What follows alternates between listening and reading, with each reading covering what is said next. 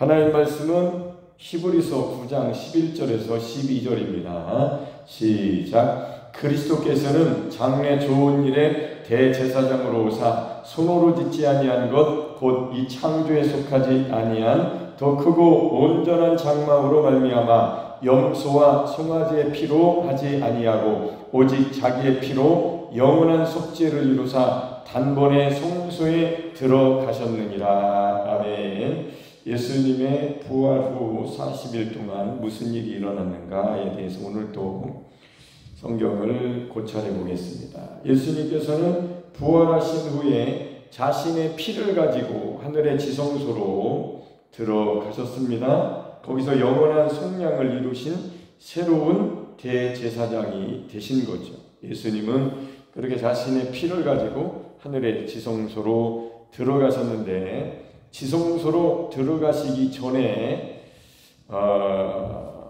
이 인간들과 약간의 만남이 있었잖아요. 막달라 마리아, 또 마리아, 또 살로메, 제자들 12제자, 그리고 500여 성도들, 그렇게 만남이 있었는데 그 중에 한 부분, 요한복음 20장에 보면 마르다의 여동생 마리아에게 예수님이 나타나셨을 때, 이 마리아는 그분이 예수님인 줄 몰랐죠. 그래서 모르니까 울고 있었습니다. 마리아가 울고 있었어요. 여자여, 어찌하여 울며 누구를 찾느냐, 이렇게 예수님이 말씀하셨는데, 그 소리를 들어도 그 마리아는 예수님으로 몰라보고 동산지기인 줄로 생각했죠. 그러니까 20장 15절에 주여 당신이 옮겼거든 어디 두었는지 내게 이루소서, 그리하면 내가 가져가리라 하면서 이제 울고 있었던 거죠. 아마 우리도 예수님을 그렇게 따르고 예수님이 십자가에서 죽으시고 또 예수님의 무덤에 가서 그런 상황이 있었으면 우리도 아마 눈물을 흘렸을 것 같아요. 예수님은 마리아를 보시면서 우셨을 것이라고 생각이 됩니다. 이제 이 마리아의 뜨거운 사랑의 마음을 예수님의 심령이 아마도 감동을 받으셨을 것 같아요. 그러니까 예수님도 우셨을 것 같다는 생각도 드는데, 그때 예수님께서 마리아야 이렇게 사랑의 눈으로 바라보시면서 이렇게 마리아야 이렇게 부르셨습니다. 마리아야, 익숙한 주님의 사랑스러운 목소리, 마리아야. 여러분 이름을 부를 때 그 이름, 여러분의 이름을 누가 부르면 익숙한 목소리가 있잖아요. 그죠? 익숙한 목소리가 있어요. 저는 오늘 그 삼형제 아이들, 초등학교 또 초등학교 안 들어간 아이들, 삼형제가 있는 가정을 보았는데, 삼형제를 보니까 요즘은 삼형제가 별로 없거든요. 옛날에 어렸을 때는 형, 누나, 오빠, 언니 이런 소리가 가정에 거의 있었잖아요. 근데 요즘은 하나, 둘만 나니까 이제 그런 소리가 별로 안 들려요. 형 이런 소리가 안 들려요. 그래서 너가 막내한테 너 형이라고 하니? 그러니까 한다고 그러더라고, 엄마가. 그런 것처럼 이렇게 그 친근한 소리죠. 형, 언니, 오빠 이렇게 하는 거. 예수님께서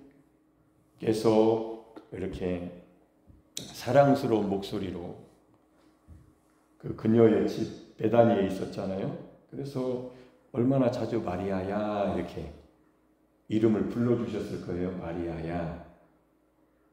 여러분 못 부르죠. 여러분 이름 불러요 누가? 거의 안 불러요. 요즘은 어른이 되면 더 안 불러죠. 그러니까 누군가가 이제 동네 형이라든지 이렇게 옛날 학수야 그러면 그렇게 기분이 얼마나 좋은지 몰라요. 내 이름을 누가 부르면. 김학수 목사님 그렇게만 불러도 제 이름을 부르면 그렇게 좋더라고요. 근데 주님이 마리아야 이렇게 부르셨을 때 마리아가 이제 알아들은 거죠. 이렇게. 그 마르다도 마르다야, 나사로야 많이 부르셨을 거예요. 비록 그들의 삶이 썩 좋은 삶은 아니었던 것 같은데 좀 근데 예수님이 찾아오셔서 늘 만나시고 그러니까 이제 그녀가 돌이켜서 이렇게 예수님을 쳐다보았죠. 이렇게 쳐다보면서 그 앞에 아마 무릎을 꿇었을 것 같아요. 발 앞에 쓰러져서 라보니 선생님이시오 이렇게 알아들은 거죠. 예수님이 깜짝 놀라면서 좋아가지고 울다가 아마 예수님의 발을 움켜 잡으려 했을 것 같아요. 그런 생각이 들어요. 왜냐하면 그녀는 예수님의 발에 향유옥합을 깨뜨려 자기 머리로 눈물로 향유옥합을 깨뜨리면서 발을 씻겨드렸던 그녀이기 때문에 예수님의 못 박힌 발에 저도 한번 손을 대봤으면 나를 위해서 못을 박히셨으니까 나도 이렇게 무릎 꿇고 엎드려서 예수님의 발에 입맞춤을 한번 입맞출 수만 있다면 이런 생각을 해봤네요. 사랑하는 사람은 손에 입맞추잖아요. 이렇게 입맞추잖아요. 입을 맞추잖아요. 볼에도 입맞출 수도 있고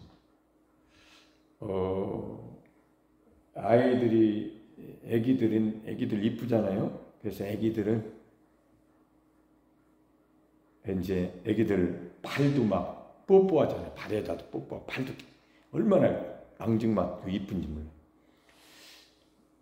마리아는 예수님의 발에 엎드려 뒤로부터 이렇게 엎드려가지고 예수님을 사랑했기 때문에 이렇게 그런 장면이 있었어요. 근데 그때 예수님이 나를 붙들지 말라 이렇게 말씀하시면서 내가 아버지께로 올라가지 아니하였노라.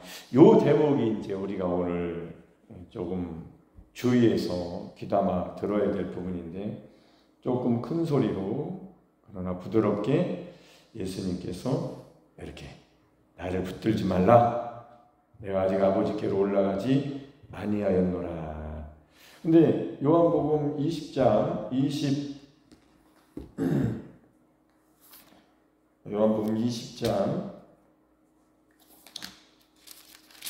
27절에 보면 예수님이 이렇게 말씀하셨거든요. 도마에게 이르시되 내 손가락을 이리 내밀어 내 손을 보고 내 손을 내밀어 내 옆구리에 넣어보라. 그리하여 믿음 없는 자가 되지 말고 믿는 자가 되라. 이렇게 예수님이 말씀하셨습니다. 그러니까 이 부활하신 후에 먼저 마리아에게 보이셨잖아요. 아까 마리아 얘기했죠.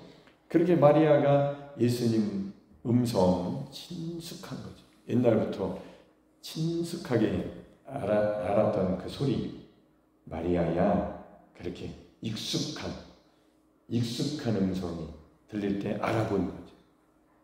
근데 그때 예수님이 나를 붙들지 마라. 내가 아직 아버지께로 올라가지 아니하였노라.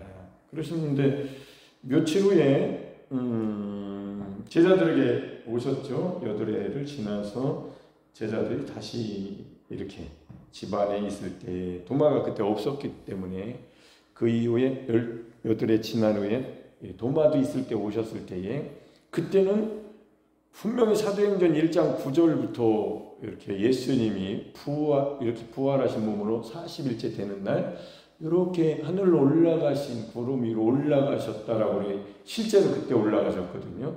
그러면 이 요한복음 20장 17절에 나를 붙들지 말라. 내가 아직 아버지께로 올라가지 아니하였노라. 그리고 나서 며칠 후에 승천하시지 않은 상태에서 도마에게 내 손가락을 이리 내밀어 내 손을 보고 내 손을 내밀어 내 옆구리에 넣어보라. 분명히 마리아에게는 나를 붙들지 말라 그러셨는데 그때는 넣어보라고 하고 이렇게 손을 보라고 하시면서 이렇게 하셨는데 뭔가가 그 사이에 일어난 거 아니냐. 이거는 이제 신학적으로 그 여러 의미가 있는데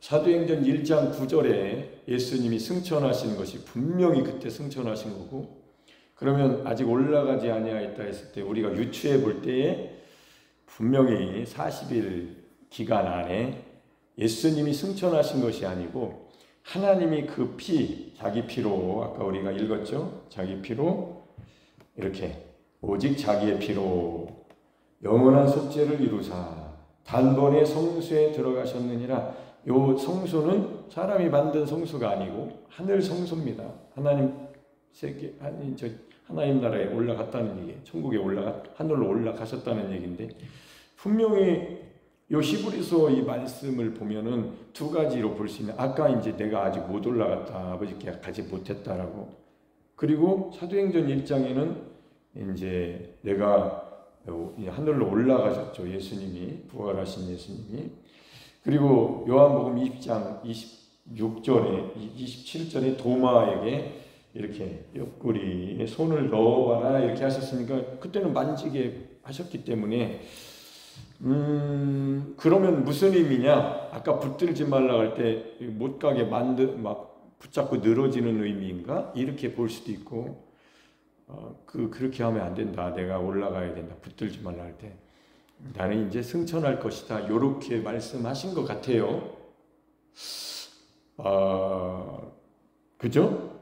그리고 어떤 의미로 보면은 이미 하나님은 부활하심으로, 예수 그리스도가 부활하셨을 때 하나님은 그의 피를 단번에 성소에 계신 하나님이 지성소 휘장이 딱 찢어지면서 그때에 이미 영적으로는 예수님이 부활하신 몸으로 승천은 이제 승천하신 시간은 아니잖아요. 40일 후에 승천하셨으니까 그때에 이제 지성소에 이미 지성소가 열렸기 때문에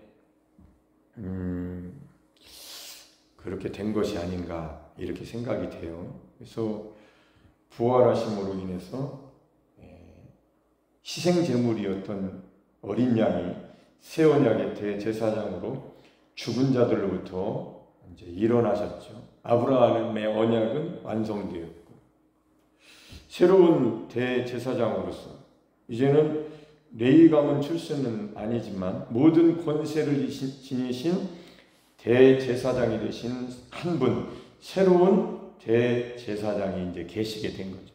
그러므로 이제 옛 언약의 대제사장 제도는 사라졌습니다. 대제사장 제도는 사라진 거예요. 없어졌어요. 예수님이 대제사장이 되셨기 때문에.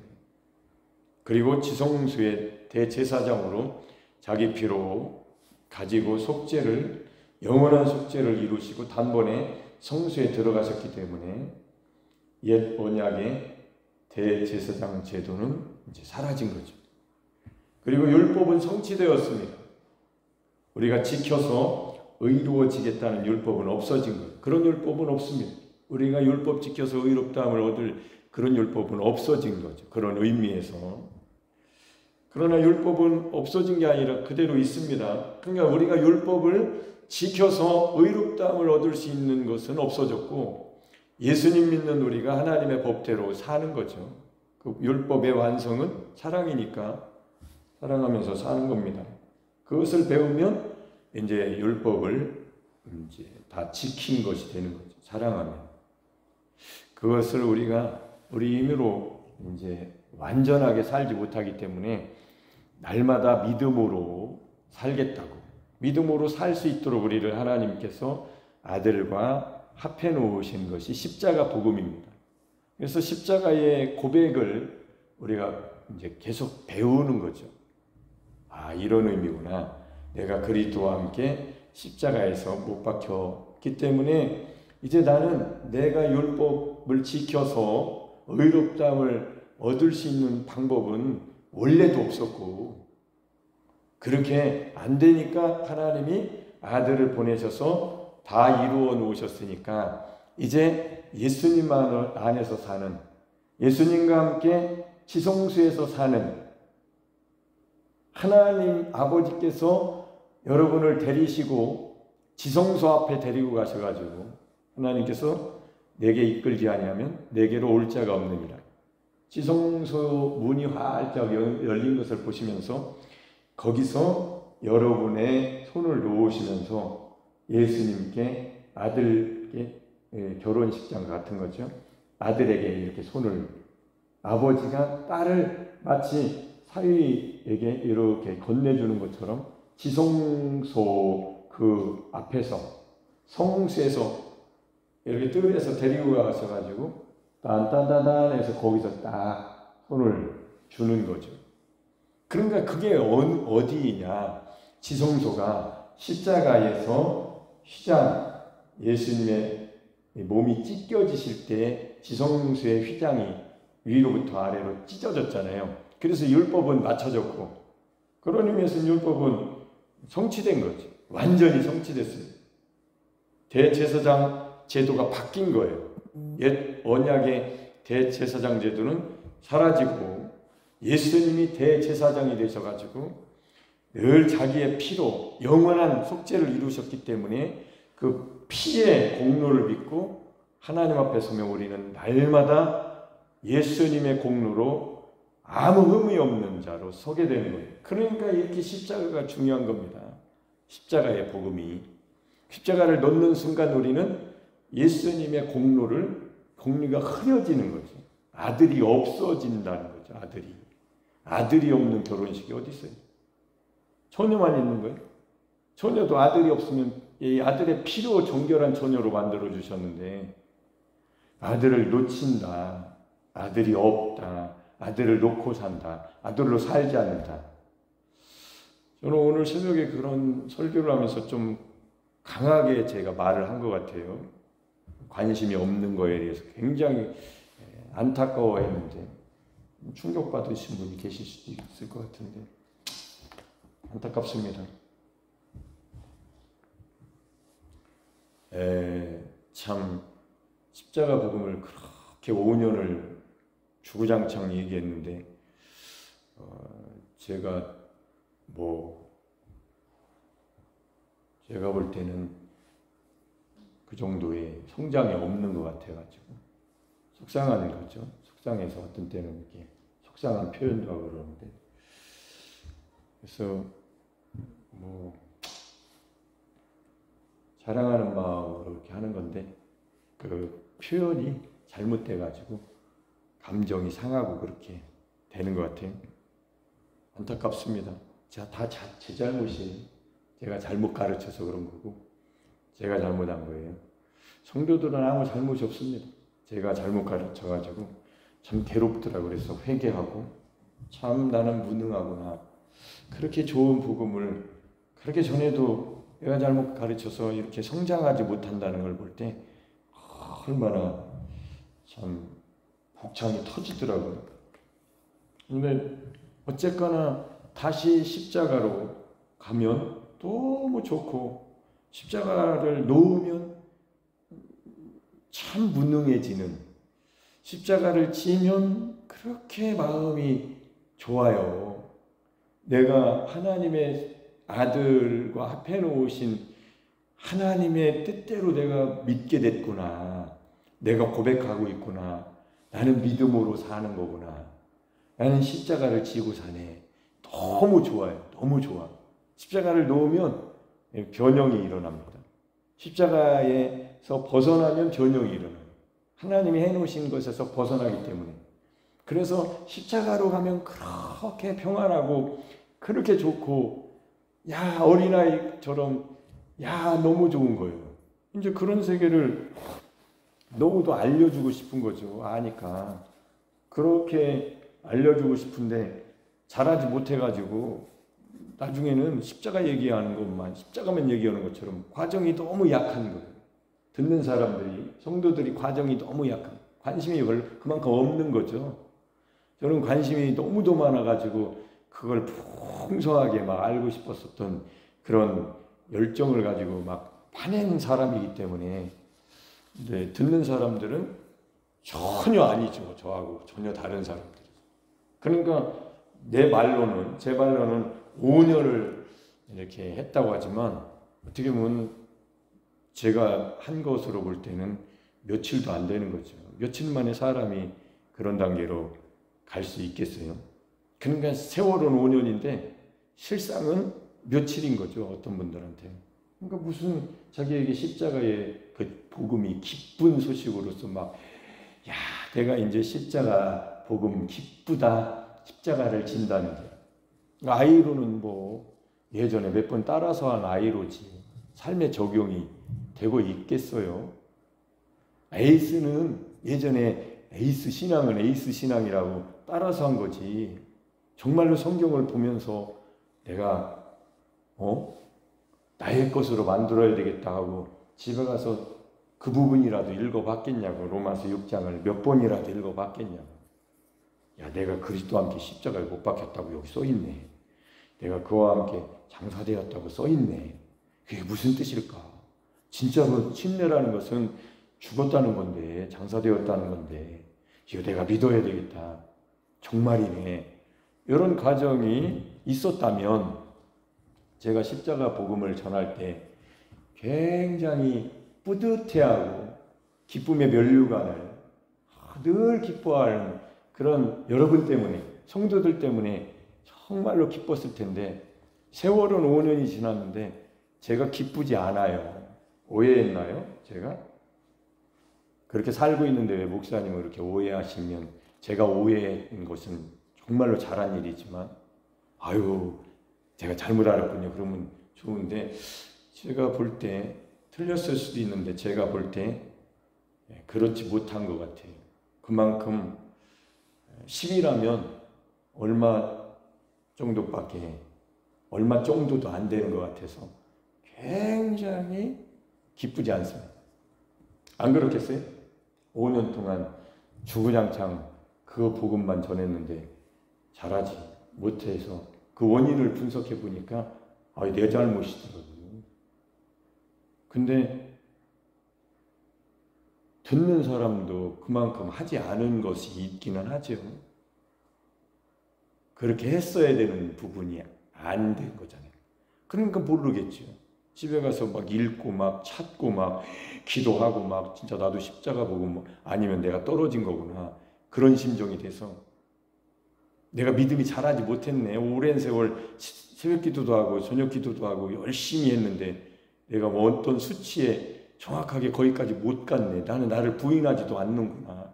한 번도 부인해 본 적 없다. 부인을 왜 하냐 이렇게 생각하고 부정하고 있네. 반대로. 하나님 뜻대로 하지 않는다. 이런 과정이 있었어야 되는데 제가 볼 때 오해했을 수도 있다라고 이제 전제를 할게요. 없었을 거라는 생각이 더 큽니다. 훨씬. 여기 두 분밖에 없으니까 솔직한 얘기하는 거예요. 사역자들이니까. 그렇기 때문에 못 듣는 거예요. 계속해도. 들었다면 얼굴 표정이라든지 그런 것이 이렇게 해서 그랬을 텐데 그렇기 때문에 제가 잘못한 거라고 생각하는 거죠. 그런 부분에서. 이미 너무 넘어왔어요. 너무 왔다고 그 단계 거로 갈 수도 없는 상황인데 너무 와서 설교하니까 안 맞는 거예요. 이미 알고 십자가만 얘기하면 내가 이렇게 사니까 성령이 막 속에서 막 믿으니까 똑같은 거니까 내 믿음에 이르렀으니까 이렇게 된 줄로 알았는데 제가 오해한 거예요. 제가 잘못 생각했습니다. 그래서 저는 굉장히 그 정도까지 안 된 것에 대해서 매우 안타까워하는 상황이 된 거죠. 안 자란 거예요. 우리 교회가 그만큼. 5년 동안 자란 게 별로 없어요.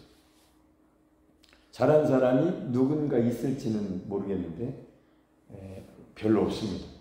그래서 생명은 자라가야 되는데 자라지 못했기 때문에 제가 하나님, 제가 잘못했습니다. 제가 잘못해놓고 이렇게 언짢으네. 제가 언짢아요. 기쁘지 않아. 설교할 때 언짢은 목소리 나오고. 그래서 가만히 생각하니까 마음이 안 좋아요. 어린아이한테 장성한 분량의 믿음 얘기 한 것 같아서 내가 그걸 못 맞춘 거예요. 어린아이한테 맞춰야 되는데 못 맞춘 거예요. 어른인 줄 알았어요. 많이 자라서. 근데 어른이 아니에요.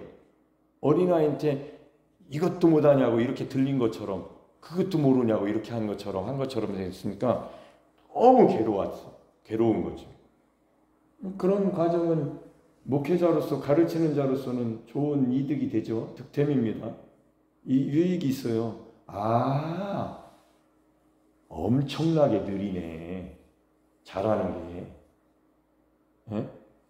인생도 짧은데 잘하는 게 너무 완행열차에다가 자전거 타고 가는 것 같아. 천천히. 함께 막 푹푹 자랐으면 좋겠는데, 무슨 양파에 무슨 폭탄 비료 준 것처럼 그렇게 자라면 안 되나 봐요. 못 자라나 봐. 그냥 느린가 봐요, 원래 자라는 게. 근데 너무 안타깝더라고요. 어느 정도는 자랐어야 되는데, 세월이 지났잖아요, 5년이. 근데 안 자랐어요. 제가 볼 때. 그래서 슬프다. 난 정말 잘못했네. 하나님 아버지, 제가 잘못했습니다. 제 잘못입니다. 이렇게 고백이 나오더라니까요. 5년 동안 뭐 했냐, 나는. 십자가 복음 가지고.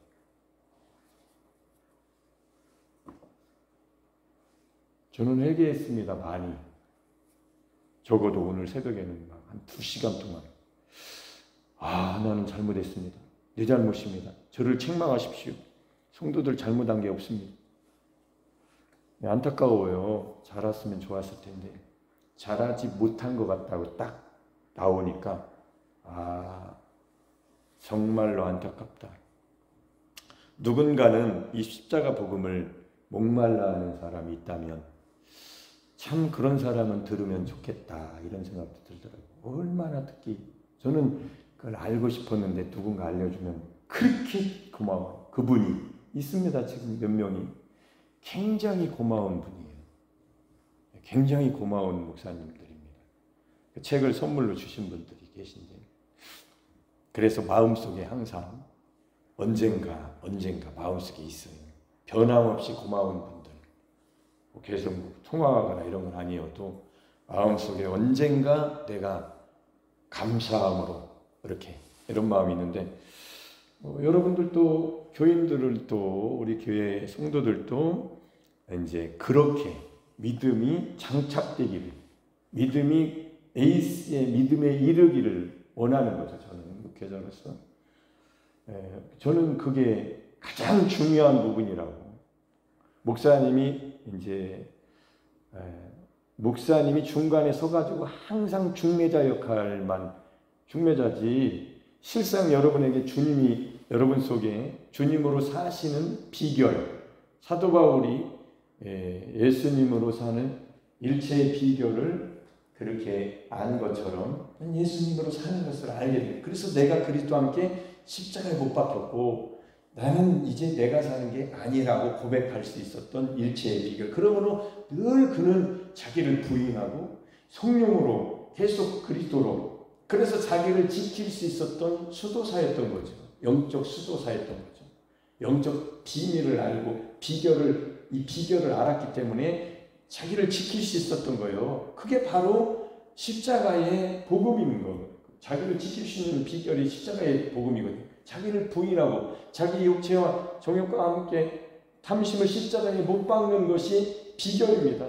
그래서 기도도 항상 그의 기도는 상달될 수밖에 없었던 거예요. 내 기도가 아니고 예수님 안에 들어가서 하니까.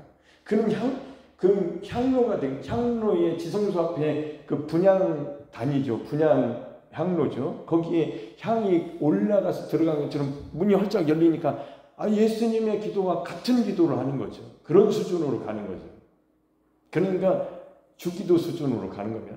하늘에 계신 아버지, 하늘에서 이루어지는 것처럼 땅에서 이루어져. 그게 십자가예요. 십자가 없으면 썩어질 것, 없어질 것, 육체를 위해서 심는 것, 그거 달라고 하는 거 아니에요. 먼저 그의 나라와 그 의를 구하는 게 빠져버리잖아요. 십자가가 빠진, 죄사함이 빠진 복, 그게 종교죠. 종교. 다 좋은 거 달라는 거 아니에요. 세상이죠. 십자가가 없잖아요.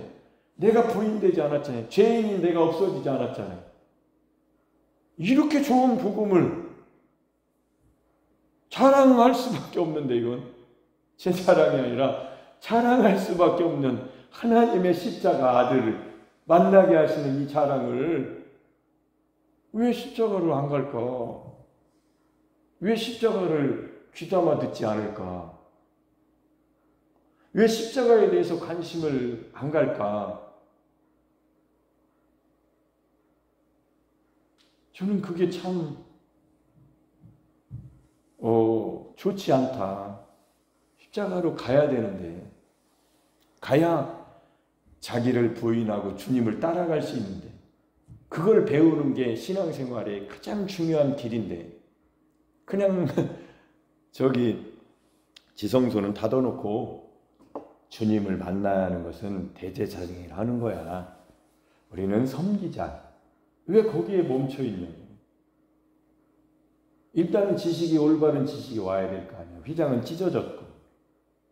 예수님과 함께 들어가는 곳이니까 왕같은 제사장들, 너희는 거룩한 나라요 하나님의 백성이요 왕같은 제사장들이라고 베드로를 통해서 알려주셨잖아요. 좋은 소리잖아요. 왜 근데 예수님하고 사는 것을 안 배우냐고. 왜 주님만 부르고 그냥 혼자 사냐고.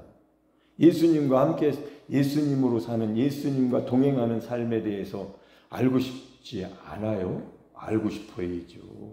하나님이 그렇게 동행할 수 있도록 함께 연합을 해놓으셨는데, 신학교 갔을 때 배우셨죠? 그리스도와의 연합이라는 어떤 과목 배울 때 그게 나오잖아요.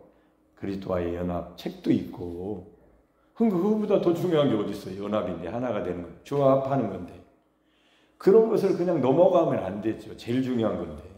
교회 생활에 이 정도면이라고 하는 게 거기에 멈추면 안 되죠. 잘해야죠. 어디까지? 그리스도의 장성은, 그러면 그리스도의 장성 분량까지 잘하는 길이 어디냐고. 십자가를 지고 따라가는 길밖에 없어. 그렇게 밖에라고 하니까 뭔 말인지, 왜 그 길밖에 없냐고 그러는데, 사실은 정말로 마리아처럼 사랑하는 사람이 걸어가는 그 진실한 어린아이처럼 순전하게 사랑하는 게 십자가의 길인 거예요. 십자가 얘기 안 해도 그렇게 사는 사람은 그게 십자가의 길인 거예요. 자기를 부인했잖아요. 자기 목숨보다도 주님을 더 사랑했잖아요. 그러니까 그 음성이 들리잖아요. 마리아야. 그러니까 고개를 확 돌리잖아요. 주님 어디 계세요? 동산지기 어디다 놓으셨나요? 주시면 제가 찾겠나이다. 그런데 마리아야. 그러니까 주님 알잖아요. 십자가로 안 가면 그만큼 사랑하십니까? 예수님을? 자기를 부인할 정도 모르는 사람이 어떻게 예수님을 사랑해요? 세상을 사랑하고 있는 사람이지. 세상 사랑하고 있는 사람이에요. 그러니까 예배 시간에 이런 설교의 은혜를 못 받는 거예요. 세상을 그만큼 사랑하니까. 세상이 친구니까. 근데 세상이 별로 재미없는데 십자가 복음을 들어. 이 사람은 들립니다. 그만큼 육적인 거예요. 육신을 위해서 사는 사람들이기 때문에 십자가 얘기만 하면 싫은 거예요. 왜? 나를 부인해야 되잖아. 나보다 예수님을 더 사랑해야 되잖아. 불가능한데 나는 그렇기 때문에 안 됐다는 거예요. 시간이 5년이 지났어도 안 된 이유는 진짜로는 육신적이었던 거예요. 안 됐던 거예요. 영적인 성령을 따라서 신앙생활. 어린아이처럼 순전한 젖을 사모한 게 아니라 자기를 낮춘 게 아니에요. 돌이켜 어린아이처럼 되지 않았습니다. 여러분은 신학 하셨으니까 여러분 작정하고 얘기하는 거, 이런 얘기 내일 이런 때는 못해요. 그 정도 얘기했다는 대들게, 문역 나가게 작정하고 얘기하는 겁니다. 근데 교회가 이런 수준이라고. 제가 잘못 표현하는 거예요. 그래서 제가 회개했다니까요. 제 본질, 제 진실을 너무도 못 알아들으니까 속상한 겁니다. 속상하고. 사람 진실이 있잖아요. 표현은 거칠고 그래도 진실이 중요한 거거든요. 제가 포장을 잘못해서 그렇지 진실한 마음으로 했는데 안 먹혀 들어갔어요. 저는 사람 만날 때 그렇습니다. 저 사람이 표현이 좀 모나고 뭐 그래도 속을 정말로 진실하다 그러면 저 사람하고 친구할 수 있어요. 근데 아주 뭐 겉으로는 뭐 사탕발령하는데 진실이 없어. 그런 사람은 나랑 안 맞습니다. 그러니까 나랑 주님과 맞아야 되는데 주님과 맞으려면 십자가로 가서 거칠든 기질이 어떻든 성격이 어떻든 뭔 파든 뭐 어디 지역이든 사상이 어떻든 아무 상관없어요. 십자가로 가느냐 못 가느냐가 중요한 거지. 그럼 십자가로 가면 그때는 달라질 거 아닙니까? 나를 놔야 되니까. 내가 예수님과 합해진 것을 인정해야 되니까. 그래야 진짜로 신앙생활을 하는 거예요. 믿습니까? 많은 사람들이 진짜 아닌 것 같아요. 저는 제가 말하는 거니까 제 개인적으로 얘기하는 겁니다. 개인적인 신학으로. 많은 사람은 진짜 아닌 것 같아요. 진짜 예수님 안 믿는 것 같아요. 그냥 믿는다고 하지. 잘하지 않습니다. 못 자라요. 세월이 흘러도 그대로 있습니다. 씨가 그냥. 저는 그거를 저한테 적용했던 사람이기 때문에 나도 똑같은 걸 묻어놨네. 땅속에 묻혔네. 안 자랐네. 부활이 안 된 거야. 새로운 삶이 안 돼. 이유가 뭐 있냐고. 그 이유가. 십자가에서 죽지 않은 거예요. 내가 열심히 하는 겁니다. 소용없는 짓이에요. 율법의 저주 가운데 다시 저주받습니다. 내가 그 정죄받는 거. 정죄를 이길 수. 율법은 끝났는데 율법이 이제 완성이 됐는데 예수님은 어린 양으로 죽으셨죠. 예수님은 대성물로 죽으셨죠. 예수님은 대제사장으로 주님은 일어나셨습니다. 근데 예수님과 합해지지 않으니까 예수 믿고도 정죄받고 저주 가운데 있고 율법 어떻게 하지? 어떻게 하지? 쫓아다니고 하나님 나라가 어떻게 이루어집니까? 율법인데 그냥 백성이지. 하나님 자녀가 어떻게 되냐면 아빠가 좋아요? 어떻게 하나님을 아바 아버지라고 부릅니까? 그렇게 친근감이 있을 수가 있어요? 붙어 있어야 친근감이 있지. 붙어봐야. 저도 기도할 때 그냥 멀리 떨어져서 오늘도 어떤 분하고 기도할 때 이렇게 하고 기도하니까 다르더라고. 기도할 때 이렇게 팔짱 끼고 이렇게 서로 몇 명이서 할 때 손잡고 기도하는 거하고 그냥 멀리 떨어져서 기도하는 거하고 물론 이제 마음에 따라서 그런 것도 있지만 사람은 이렇게 가까이 있을 때 친근감이 있는 거죠. 예수님께 왜 우리를 붙여놓으셨겠냐고. 하나님의 목적은 우리가 그렇게 연약하니까 우리를 위해서 우리를 사랑하셔서 자기 자신을 버리신 겁니다. 그래서 하나님은 십자가 골고다에서 버리실 때 아들과 우리를 데리고 가시는 거예요. 어디로? 딴딴따단 웨딩홀. 골고다 십자가의 앞에가 웨딩홀입니다. 거기에서 예수님께 자기 아들한테 주는 거예요. 아들아, 네 신부다. 그게 여러분 우리 아닙니까? 공부로 그냥 신부라고 배우는 거하고 진짜로 십자가에 손을 딱 잡아주시면서 하나로 딱 결혼이죠. 결혼. 그거는 믿음으로 이건 약혼이에요. 잘못하면 파기될 수 있습니다. 믿음이 잘못되면. 그래서 그 구원론이 거기서 생긴 거라고 저는 생각합니다. 오늘 아침에 깊이 생각했어요. 믿는다고 하지만 그 믿음이 잘못되면 파기되는 거예요. 혹시 그럴 수도 있다. 그러나 결혼하면 믿음에 이르면 예수님과 합해지면 결혼이죠. 그건. 지상에서 결혼식이 이루어졌다고 저는 믿어요. 십자가에서. 그러나 사람들은 쳐다보고 약혼했다고 믿는 거예요. 아니요. 하나님은 영적으로 결혼해 놓으셨어요. 합해 놓으셨어요. 결혼을 합해지는 거잖아요. 진짜 혼인잔치는 예수님이 재림에 오실 때 일어나는 거고 영적으로는 믿음으로는 결혼한 거예요. 어디서? 십자가에서 연합. 그리스도와의 연합. 에이스. 이게 얼마나 중요한가. 이 믿음이 딱 장착이 되고 이 믿음을 갖게 되면 어디를 가든지 예수님과 연합을 저기가 입으로 나온다니까. 믿음의 고백이. 나는 그리스도와 합해졌다고. 나는 그리스도와 함께 십자가에 못 박혔다고. 그러므로 나는 내 안에 예수님이 사신다고. 이 믿음 아니에요. 믿음. 이 믿음이 없으면 약혼이 파기되면 어떻게 하려고 그래요. 하나님이 해놓으신 곳까지 가야죠. 믿음은 자랐어야죠. 5년이 지났는데 안 자랐다라고 결론이 나왔습니다. 너무 안타까웠어요.